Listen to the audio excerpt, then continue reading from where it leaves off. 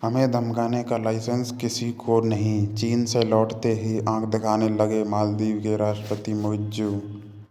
मालदीव के राष्ट्रपति मोहम्मद मुइज़्ज़ू चीन के 5 दिवसीय दौरे के बाद स्वदेश लौट आए हैं। उन्होंने मालदीव लौटते ही दो टूक कह दिया कि हमें बुली करने का लाइसेंस किसी के पास नहीं है। मुइज़्ज़ू ने कहा कि हम भले ही छोटे देश हो सकते हैं, लेकिन इससे किसी को भी हमें बुली करने का लाइसेंस नहीं मिलता। हालांकि मुइज़्ज़ू ने प्रत्यक्ष तौर पर किसी का नाम लेकर ये बयान नहीं दिया है, लेकिन माना जा रहा है कि उनका निशाना भारत की तरफ है। चीन समर्थक माने जाने वाले मुइज़्ज़ू ने 5 दिन के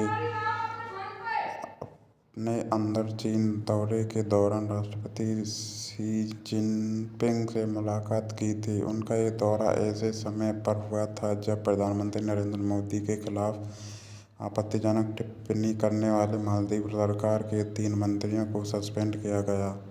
इस मामले को लेकर भारत और मालदीव दोनों देशों में राजनीतिक विवाद बढ़ गया।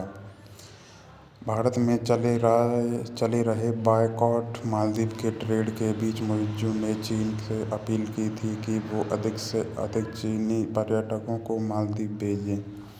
मालदीव बिजनेस फोरम को संबोधित करते हुए मुइज़्ज़ू ने कहा कि कोविड से पहले हमारे देश में सबसे अधिक पर्यटक चीन से आते थे। मेरा अनुरोध है कि चीन को ऐसे करने के लिए फिर से अपनी कोशिशें तेज करनी चाहिए। मुइज़्ज़ू का यह चीन का पहला राजकीय दौरा था, जहां ऐसे समय पर जब प्रधानमंत्री नरेंद्र मोदी के लक्षद्वीप के दौरे की उनकी तस्वीरों को लेकर मालदीव के 3 मंत्रियों ने सोशल मीडिया पर कुछ आपत्तिजनक टिप्पणी की थी। इसके बाद सोशल मीडिया पर इस मामले में तूल पकड़ लिया। मालदीव के नए राष्ट्रपति मोहम्मद मुइज़्ज़ू ने अपने इलेक्शन मैनिफेस्टो के करीब 75 भारतीय सैनिकों की एक छोटी सी टुकड़ी को हटाने का संकल्प लिया था। भारतीय सैनिकों की वापसी पर चर्चा के लिए भारत और मालदीव ने दोनों देशों में एक कोर ग्रुप का गठन किया। मुइज़्ज़ू का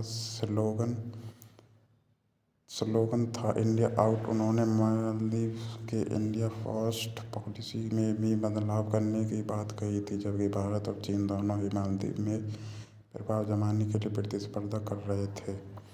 प्रधानमंत्री मोदी के लक्षद्वीप दौरे के बाद मालदीव की सरकार के 3 मंत्रियों ने पीएम मोदी के इस दौरे की कुछ तस्वीरों पर आपत्तिजनक टिप्पणी की थी। इसके बाद से ही दोनों देशों के बीच